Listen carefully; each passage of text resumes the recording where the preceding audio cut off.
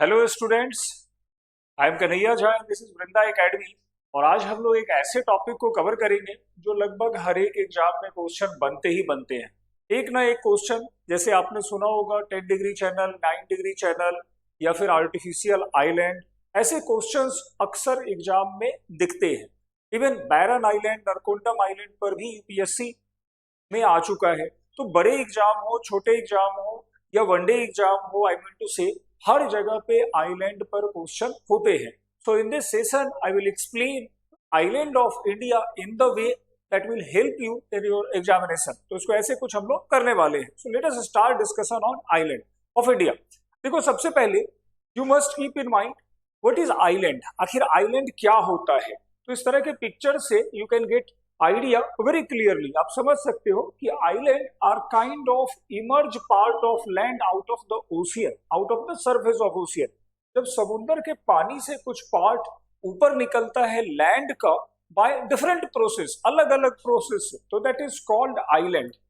Emergence of island may be outcome of volcanic activity or any other activities like tectonic activities, and even this would be the result of deposition of sediment on the ocean bed। बहुत सारा मलबा, आप ऐसे समझो कि कहीं पर हमारा ये लैंड का पार्ट है और ये लैंड के पार्ट के आगे पूरा का पूरा ओशियन है। सपोज यहाँ पे रिवर फ्लो कर रही है और ओवर द ईयर अगर रिवर के सेडिमेंट जमा होते गए तो इससे भी हमारे आइलैंड्स के फॉर्मेशन कोस्टल एरिया में हो जाते हैं। तो island are result of several factors, बहुत तरीके से ये बनते हैं। दूसरा फैक्टर यहीं पे आप देखो कि अगर यहां पर हम मान ले कि this is our coastal area, it may possible कि on this coastal area coral reefs में फॉर्म, कोरल रीफ बन जाएंगे। जो कोरल पॉलिप्स होते हैं छोटे छोटे, वो इकट्ठा होकर कॉलोनी बनाए तो उनके भी कॉलोनी का हाइट कई बार इतना हो जाता है जो ओशियन के वाटर के ऊपर आ जाता है और ये कोरल आइलैंड को फॉर्मेशन देता है। इसी तरह से ये रिवर वाले हैं जो जो रिवर माउथ के आसपास डेवलप होते हैं। इस तरह से सिमिलरली जब वॉल्केनिक इरप्शन होता है तो इरप्शन के बाद जो लावा निकलता है, solidification of that lava also produces island. इसी तरह से कई बार जब दो प्लेटें टकराती हैं तो in that case folding between the plate takes place. दो प्लेटों के बीच में इस तरह से चट्टाने फोल्ड होती हैं और कई बार वही फोल्डिंग हमारे लिए नए आइलैंड को प्रोड्यूस कर देता है। तो कई तरह के आइलैंड दुनिया भर में बनते हैं। Make it clear. अब on the basis of location हमारे पास बहुत सारे आइलैंड हैं। कौन कौन से आइलैंड हैं? Let us identify with clear diagram as well as map. देखो, अगर आप इंडिया के मैप को देखोगे तो you will get the idea कि बहुत सारे आइलैंड हमारे इस तरफ लोकेटेड हैं। I mean to say on this side यहाँ पर बहुत सारे आइलैंड लोकेटेड हैं, एज वेल एज कुछ आइलैंड यहाँ पे लोकेटेड हैं और कुछ आइलैंड हमारे कोस्टल एरिया के आसपास भी लोकेटेड है। तो these are overall distribution of island in India. चलते इनको याद कैसे या क्लासिफाई कैसे करते हैं, पहले इनको समझ लो। तो classification is quite easy. We classify island on the basis of their location. Bharat में दो तरह के आइलैंड हैं, आइलैंड्स हैं, आइलैंड्स द्वीप जिनको कहा गया हिंदी में। तो पहला जो ग्रुप ऑफ द्वीप है which is located in Bay of Bengal या बंगाल की खाड़ी में स्थित द्वीप, बंगाल की खाड़ी। अब ये खाड़ी क्या होता है? तो खाड़ी या bay is the area of ocean, महासागर का एक भाग होता है जिसकी ओपनिंग थोड़ी सी ज्यादा बड़ी होती है गल्फ से। तो देखो, अब बे ऑफ बंगाल का जो ओपनिंग मतलब इसका मुहाना है दैट इज क्वाइट ब्रॉडर, तो इसी को कहते हैं हम लोग बे। और बे ऑफ बंगाल में हम देखते हैं कि बहुत सारे आइलैंड्स दिखाई पड़ते हैं। अभी करेंगे इसको भी classify. And second one is our island of Arabian sea, अरब सागर के द्वीप। नाउ अरब सागर के द्वीप मतलब islands of Arabian sea. Again the Bay of Bengal group can be classified into two broad categories. You can see here, some islands are located far away from the mainland, while some are located quite close to the coast. तो यहाँ दोनों चीजें दिख रही हैं. तो यहाँ पर जो दूर लोकेटेड आइलैंड है उनको हम कह सकते हैं these are far located, और some are off coast या coastal, तटीय और सुदूरवर्ती. अब सुदूरवर्ती या फार लोकेटेड में बे ऑफ बंगाल में दिखता है group of Andaman and Nicobar island, और कोस्टल में फिर मेनी है, बहुत सारे दिखते हैं. जैसे Sagar island is located near the coast of West Bengal. Sagar के बाद नीचे आते हैं तो दिखता है हमें एपीजे कलाम आइलैंड. कौन सा कलाम आइलैंड है? तो वही आइलैंड है जिस पर डीआरडीओ का मिसाइल टेस्टिंग रेंज है. थोड़ा सा और नीचे आएंगे तो हमको श्रीहरिकोटा एक पूरा बैरियर के फॉर्म में दिखता है, जहां पे हम देखते हैं कि हमारा इसरो का फिर से सैटेलाइट लॉन्चिंग स्टेशन है. थोड़ा और नीचे आ जाओ, you will get the name of Vivekananda rock, यहीं पर है. अगेन यहीं पे रामेश्वरम बसा हुआ है जो पम्बन द्वीप पर है. तो इस तरह से बहुत आइलैंड है जो हमको बे ऑफ बंगाल में दिखते हैं. We will discuss one by one. Again Arabian sea के भी दो ग्रुप ऑफ आइलैंड बनते हैं. पहला सुदूरवर्ती, और सुदूरवर्ती ही आइलैंड का नाम है लक्षद्वीप, और दूसरा ऑफ कोस्ट या तटीय. अब देखो चीजें दोनों में लगभग क्लासिफिकेशन सेम है. जैसे हम बात करें कि हमारा अरेबियन सी का एरिया कौन सा है, तो अरेबियन सी इज हियर. ये जो पूरा पार्ट इंडिया का दिख रहा है इसी को कहते हैं अरब सागर. And both Arabian sea and bay of Bengal is part of the Indian ocean. दोनों इंडियन ओशियन के पार्ट हैं. और यू कैन सी हियर कि Lakshadweep as well as many island located of coast to this area, सब coast के पास में है. Name of island have been asked many time, कई बार पूछा गया. जैसे यहाँ पे कुछ हाईलाइट करता हूं so that you will get the exact nature of class की कौन कौन से फैक्ट यहाँ पे हैं. ये देखो यहाँ वेम्बनाड आइलैंड, वेम्बनाड जो हमारा इंडिया का सबसे बड़ा लॉन्गेस्ट, नॉट बड़ा, इट इज द सबसे लंबा, longest island is longest lake is Vembanad lake located in Kerala. Kerala का वेम्बनाड लेक है और वहीं पर हमने एक बनाया, हमने नहीं बनाया, it was Britishers, quite obvious, during 1930s. तो ड्यूरिंग 1930s ब्रिटिशर्स ने यहाँ पे एक बहुत बड़ा लेक बनाया.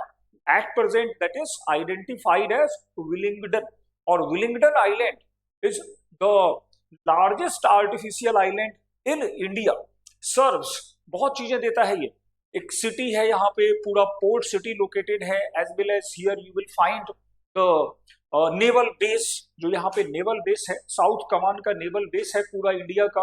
आगे चलकर यही कर्नाटका में हमें दिखाई पड़ेगा Netrani island, and government is looking to transform Netrani island on the line of Goa. तो गोवा की तर्ज पर इसको डेवलप करना चाह रहे हैं. Even you know very well in Maharashtra most populous island of India is located, it is Salcete island. तो इस तरह से बहुत सारे आइलैंड हैं. इन खंभात यहाँ पर भी अलिया बेट आइलैंड है. You have heard of many time this, कई बार सुना होगा अलिया बेट. तो इस तरह के पूरे आइलैंड का हमारे ऑफ कोस्ट पर एक डिस्ट्रीब्यूशन दिखता है. अब ये जो आइलैंड है दीज आर नॉट ऑर्डिनरी, और we can say kind of the part of land. ऐसा कोई जमीन का टुकड़ा नहीं है, मतलब वी मस्ट कंसीडर दैट जो है वो कुल मिलाकर सौ में नहीं लेना है. These are vital for India's interest. Islands बहुत सारे रोल प्ले करता है. You know very well that helps in fishing. Island पे जाके मछली मारेंगे, कुल मिला के ज्यादा मछली लेके आएंगे. You can understand. तो फिशिंग में हेल्प करता है. Again that helps in surveillance and patrolling. अगर यहाँ आइलैंड पे हमारे नेवल बेस बने हैं, you know very well Jatayu, Jatayu है वहां पे. इसी तरह से यहाँ जो अपना लक्षद्वीप है, वहीं पे हमने जटायु बनाया है रिसेंटली। तो जटायु वगैरह जो है वो क्या करते हैं, तो they are able to detect suspicious activity if taking place in the region. तो अगर वहां पे कोई सस्पिशियस एक्टिविटी होती है तुरंत गवर्नमेंट को बताएंगे, और कसाब जैसे लोग अगर आने का सोचेंगे भी तो now they will be detected and executed, not only detected, executed भी हो जाएंगे। तो बहुत सारी चीजें वहां पर हो सकती हैं। तो दिस वे अगेन देखो, न केवल पेट्रोलिंग है, न केवल फिशिंग है, बल्कि दे सपोर्ट्स अदर एक्टिविटी जैसे पोर्ट ऑपरेशन। तो आज जैसे हम लोग सोच रहे हैं कि जो अपना ग्रेट निकोबार है वहां पर अगर एक नया पोर्ट बनाएंगे, तो नया पोर्ट बनाएंगे तो transshipment facilities will be carried out by this. बड़े जहाज आएंगे, सामान रखेंगे, उसको अंदर ले जाएंगे। तो this way port will provide several, island will provide us several benefits, कई सारे देते हैं, इसीलिए इनको पढ़ना बहुत जरूरी हो जाता है। चलते हैं थोड़ा सा आगे, और ये है island of Bay of Bengal. Just check this out, island of Bay of Bengal, and that is the far located, remotely located group of island called Andaman and Nicobar. ये पूरा अंडमान निकोबार का स्ट्रेच दिखता है। अब इसको हम कैसे याद करें भाई, इतना सारा आइलैंड का ग्रुप है, क्या ये याद होगा? तो it is quite easy to memorize, बहुत आसान है अंडमान निकोबार को याद करना। Andaman Nicobar is the group of about 550 island, लगभग 550 के आसपास वहां पे आइलैंड दिखते हैं। एग्जैक्ट डेटा जो अगर कहता है तो एग्जैक्ट डेटा है 572 आइलैंड लाई हियर, 572 आइलैंड है, ठीक है, अंडमान निकोबार में। तो उतना हमें डेटा से थोड़ा बहुत आइडिया लेके चलना है कि हियर अबाउट 550 आइलैंड लाई। तो अंडमान निकोबार में जो टोटल नंबर ऑफ आइलैंड है that is 572। Now identify the major island of Andaman and Nicobar. कौन कौन से इसके मेजर आइलैंड है? Very first it begins from landfall island. यहाँ पे जो दिखता है इसका नाम है landfall island. Landfall island you can find here. ये जो लैंडफॉल आइलैंड है this is the northern most strip of northern most stretch of the Andaman and Nicobar group. तो ये पूरा इसी पे जाता है। छोटे छोटे पैसेज के नाम आएंगे, वो सब इतने नहीं पूछे जाते हैं। लैंडफॉल आइलैंड के नीचे अगर जाएंगे तो सबसे पहले दिखाई पड़ेगा इसके नीचे नॉर्थ अंडमान, ये वाला पार्ट पूरा है। नॉर्थ में जो है वो नॉर्थ अंडमान, जो साउथ में है उसको कहते हैं साउथ अंडमान, और इन बिटवीन जो बड़ा वाला है इसको कहते हैं मिडिल अंडमान, मध्य अंडमान। बहुत आसान है। और सबसे लास्ट का जो सबसे नीचे लटका हुआ है इसी का नाम है लिटिल अंडमान, लिटिल अंडमान। तो इस तरह से आपको 4 ध्यान में रखने हैं, landfall, north Andaman, middle Andaman, south Andaman and little Andaman. अब थोड़ा कहानी समझ लेते हैं फिर आगे चलेंगे। अंडमान के बाद निकोबार पे। तो जब अंडमान को देखते हैं तो landfall is the northern most island and that is separated from Myanmar by Coco strait. तो ये कोको चैनल है यहाँ पे, जिसको कोको स्ट्रेट भी कहते हैं, उससे लैंडफॉल आइलैंड अलग होता है। North Andaman, north Andaman is known for dense forest area, बहुत डेंस फॉरेस्ट है यहाँ पे। और इसका जो सबसे ऊंचा चोटी है वो saddle peak is located on north Andaman. इसी पे हमको दिखाई पड़ता है ये सैडल पिक। और सैडल पिक जो है वो अंडमान निकोबार की सबसे ऊंची चोटी है विथ हाइट 732 मीटर, ठीक है।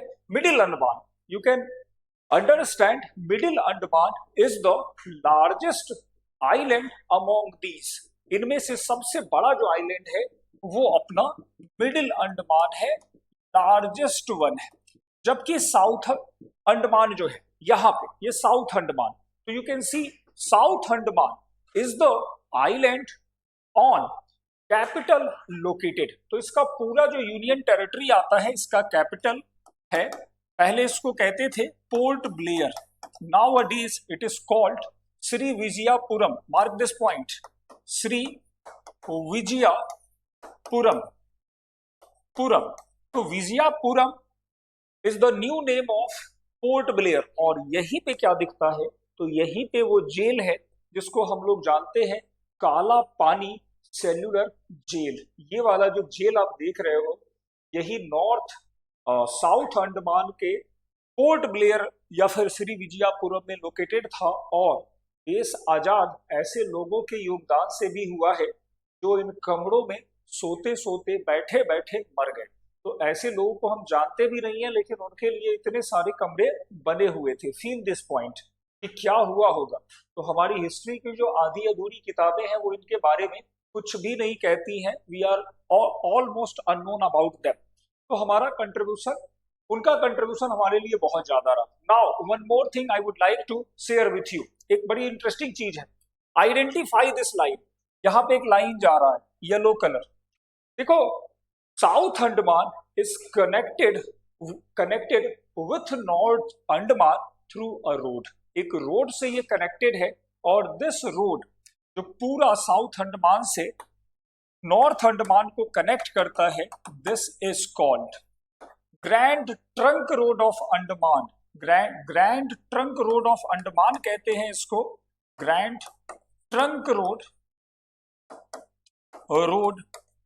ऑफ